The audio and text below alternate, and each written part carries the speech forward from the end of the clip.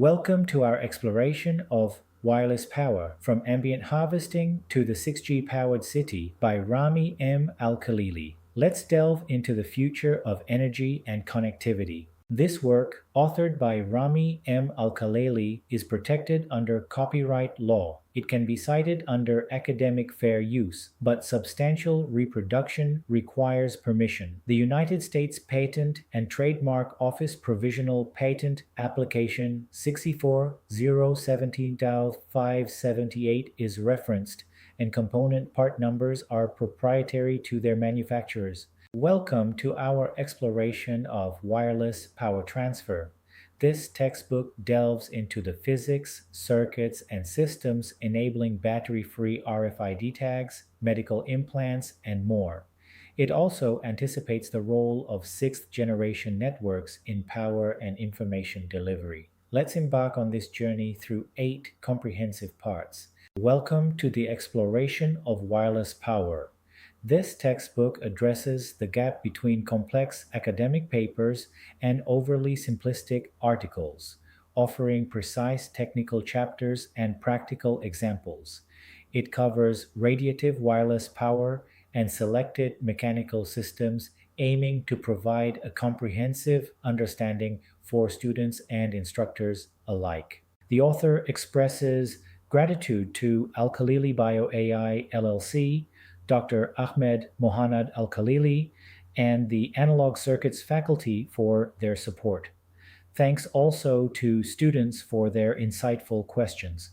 Component data and circuits are sourced from Analog Devices, Texas Instruments, Skyworks Solutions, and AVX Kyocera, used solely for educational purposes. For a one-semester course, cover parts WAR4 in lectures and assign parts wait for supplementary reading. In a 2-semester sequence, cover all 27 chapters, with labs as a parallel course. For self-study, chapters can be read in order. Mathematical prerequisites include vector calculus and complex impedance. Recommended software includes SPICE and Python, with NumPy, SciPy. Welcome to our exploration of wireless power.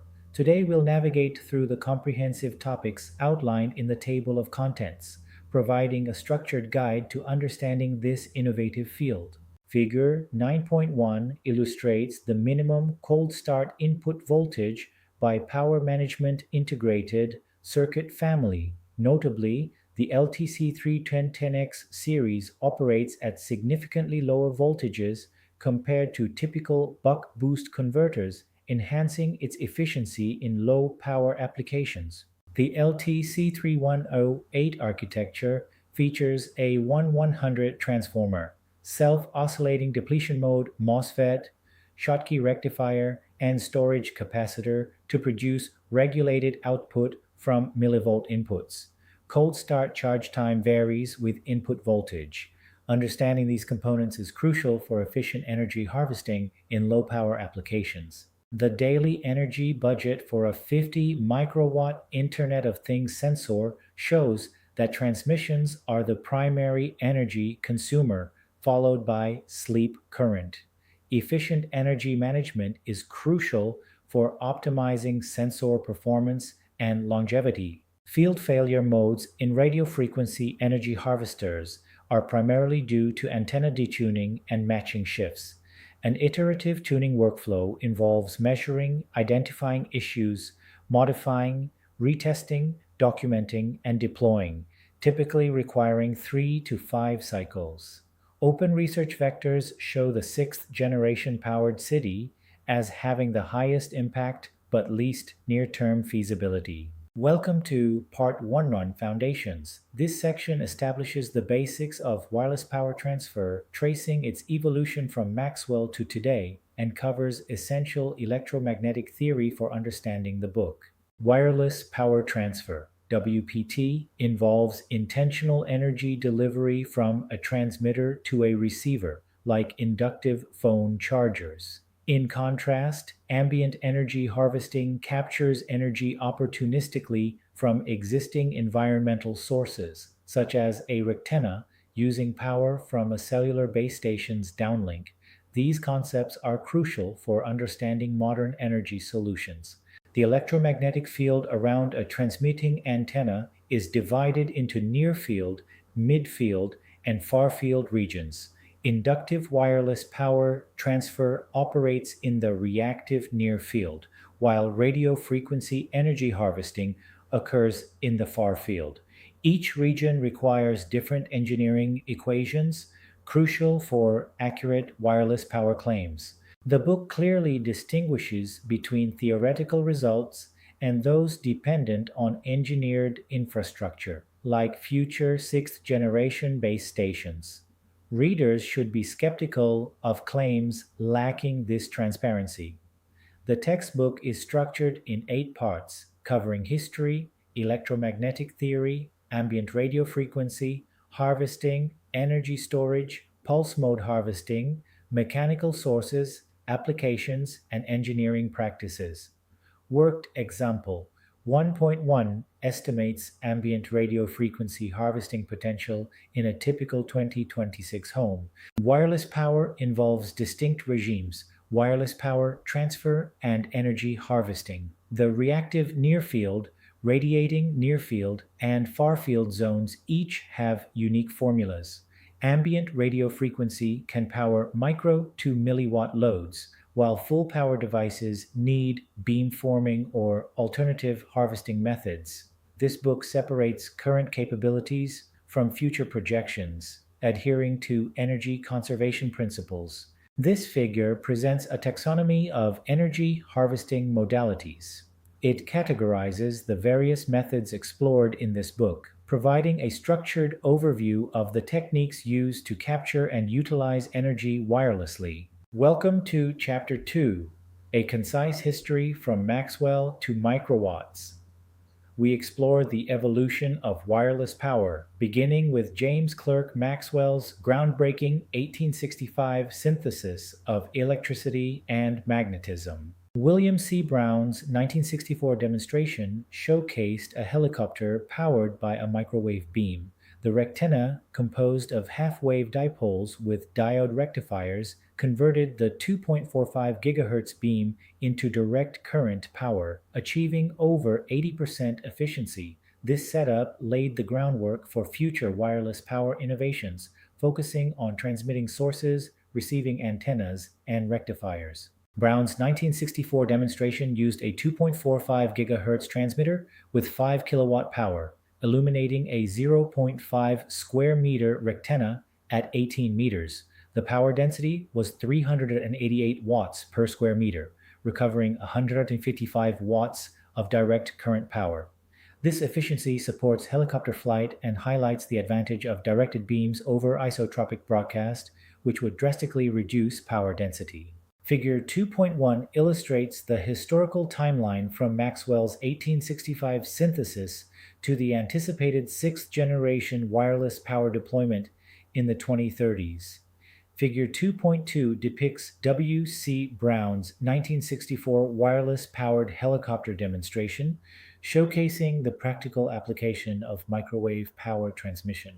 Maxwell's equations in differential form describe the behavior of electric and magnetic fields. They include Gauss's laws for electricity and magnetism, Faraday's law, and the Ampere-Maxwell law. The displacement current term in the fourth equation is crucial for the existence of electromagnetic waves, allowing them to emerge naturally. Polarization affects energy harvesting efficiency. Linear polarization maintains direction, while circular traces a helix. Mismatches cost power. A linear antenna with circular waves loses 3 decibels. Coherence between sources impacts gain. Incoherent sources add powers, not amplitudes, for smoother reception. Multiband harvesters use circular polarization to mitigate losses. A 1-watt omnidirectional source at 10 meters generates an electric field around 10 volts per meter, with a magnetic field of approximately 82 nanoteslas. A 6 decibel isotropic antenna increases on-axis density to about 3 milliwatts per square meter. Key takeaways include the wave equation from Maxwell's equations, polarization mismatch losses, and the Poynting vector's role in power flow. Figure 3.2 illustrates common polarization states, highlighting that circular polarization results from two orthogonal linear polarizations 90-degree out of phase. Figure 3.3 shows the Poynting vector S, ρ 1 m0 exb, which adheres to the right-hand rule, indicating the direction of electromagnetic power flow. Welcome to Part 2 on ambient radio frequency energy harvesting. We will explore the development of radio frequency harvesting receivers, characterizing ambient power, deriving antenna capture equations, examining rectifier topologies, and understanding impedance matching networks for efficiency. The ambient radio frequency power spectrum is diverse, with sources like cellular, Wi-Fi, broadcast, and radar. Each source operates independently of power harvesting, offering opportunistic energy capture. Spectral diversity is key, as no single band holds significant energy. This drives the design of multi-band antennas to maximize energy capture across various frequencies. Spectral diversity in radio frequency power harvesting requires multi-band antennas for efficiency. A narrow-band antenna captures specific frequencies, while a broadband antenna covers more but with efficiency trade-offs. In an urban cafe, a 5 square centimeter antenna captures about 1 microwatt, delivering 375 nanowatts after rectification, suitable for low power devices. This slide illustrates ambient radio frequency power densities in an urban office, highlighting cellular, Wi-Fi, and broadcast bands on a logarithmic scale. It also outlines 5 regimes of radio frequency power availability, with regime V being engineered beamformed power, discussed separately in Part 7. This figure illustrates the idealized 24-hour radio frequency power density profile in an office district. It highlights contributions from cellular, Wi-Fi, and broadcast sources, providing insights into the temporal dynamics of ambient radio frequency energy availability. Antenna theory is crucial for energy harvesting. The effective aperture, AF, is determined by the antenna's gain and wavelength, as shown in equation 5.1. The Friis transmission equation, equation 5.2, calculates received power between antennas, highlighting challenges in 6G millimeter wave due to increased path loss.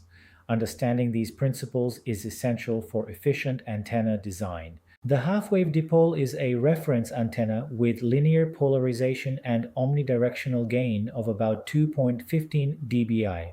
Microstrip patches, common in cellular and Wi-Fi, offer 6 to 9 dBi gain. Yagi-Uda arrays provide 10-14 dBi gain but are directional. Fractal antennas offer broadband response with reduced peak gain, popular in academic settings. Achieving a 12.2 dBi gain with a 2x2 patch array at 2.45 GHz is feasible, though large for handhelds. Effective aperture, AAF, links gain to received power, independent of size. Capturing 1 milliwatt from ambient sources demands large antennas or high-density environments.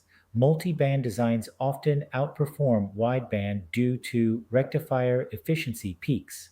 Figures 5.2 and 5.3 illustrate key concepts in radio frequency energy harvesting. Effective aperture decreases with higher frequency for a fixed gain. The Friis equation shows that higher frequency links experience faster power loss over distance, even with 1 watt transmitters and 5 decibel isotropic antennas. In RF to DC rectification, Schottky diodes are crucial due to their low forward voltage, enabling rectification at low input powers. The voltage doubler topology is preferred for ambient harvesting, doubling output voltage and ensuring sufficient startup voltage for downstream power management integrated circuits. This is vital for efficient energy harvesting at low power levels. The Dixon and Cockcroft-Walton multipliers cascade voltage doublers to achieve higher output voltages, crucial for low input voltages below 100 millivolts. However, this comes at the cost of bandwidth and efficiency. Modern designs integrate adaptive control logic to optimize performance, representing the cutting edge in low power harvester integrated circuits. At 20 decibel milliwatts, a 10-stage Schottky rectifier fails to start due to insufficient input power.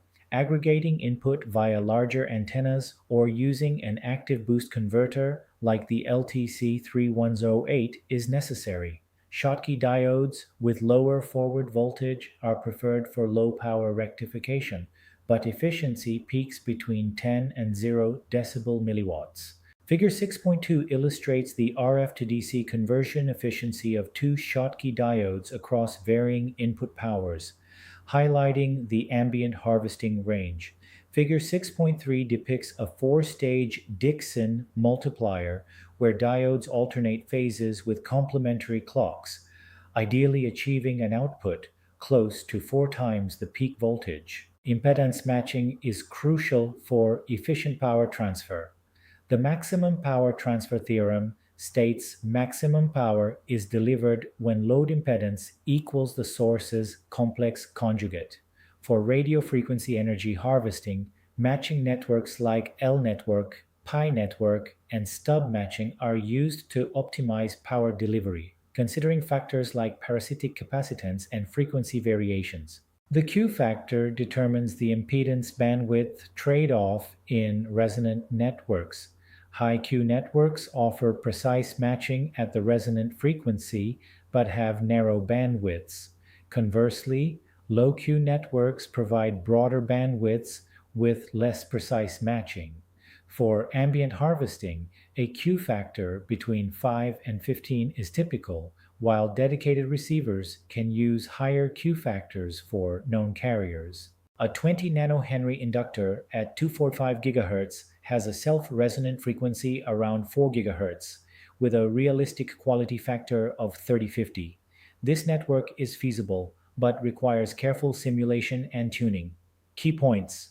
Maximum power transfer needs conjugate matching. L networks are suitable for single band, and quality factor influences bandwidth and depth trade-offs. Figure 7.2 illustrates how a high quality factor, Q, results in a narrow, deep response, while a low Q provides a broad, shallow response.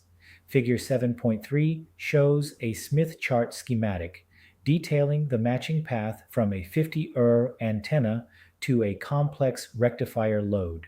Welcome to Part 3, Energy Storage and Power Management. We will explore storage technologies for buffering harvested energy, cold start boost converters for voltage bridging, and power management integrated circuits for delivering regulated power. The Ragone plot illustrates the trade-off between energy and power density in storage technologies.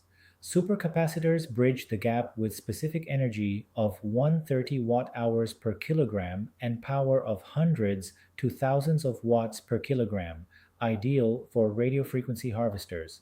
However, self-leakage, like in AVX SCY series, can significantly impact efficiency at the 100 microwatt scale. Operating supercapacitors below their rated voltage and at moderate temperatures extends their cycle life and reduces leakage. Lithium-ion batteries, despite low power density, are crucial for long-term energy storage. Lithium polymer cells offer high energy density but require careful management, while lithium iron phosphate cells are more tolerant but have lower energy density. Calculating energy per burst, we find 250 microjoules is needed. A 264 microfarad capacitor suffices, but a 470 microfarad or 1 millifarad supercap offers a margin. For daily energy, a 30 milliamp hour lithium polymer cell provides 40 days of autonomy. Supercapacitors bridge filter capacitors and batteries, while hybrid storage decouples burst absorption from long-term retention. Figure 8.2 illustrates the RC charging profile of a supercapacitor from a constant current harvester, highlighting the usable discharge window. Figure 8.3 depicts a hybrid storage architecture where the supercapacitor absorbs energy bursts from the harvester while the battery ensures long-term energy retention. Cold start boost converters tackle the challenge of converting low millivolt inputs to usable voltages. The LTC3108 exemplifies this with its self-resonant step-up design, operating from 20 millivolt inputs. It uses high turns ratio transformers and depletion mode metal oxide semiconductor field effect transistors to achieve efficient conversion, crucial for ambient energy harvesting applications. The LTC3108 uses a 1/100 step-up transformer and a depletion mode MOSFET for efficient energy conversion. It provides four selectable output voltages and a programmable management output. Its optimal input range is 50 to 250 millivolts, achieving 30 to 50% efficiency. Below 20 millivolts, it won't start, and above 500 millivolts, other topologies are more efficient. Boosting from millivolts to volts requires a self-oscillating transformer-coupled converter like the LTC3108. It starts at 20 millivolts input, peaks in efficiency around 100 to 200 millivolts, and offers four selectable output voltages. Quiescent current can rival harvester output, making sub-microamp quiescent current crucial. Cold start time from 50 millivolts to 2.35 volts is typically 10 to 20 minutes.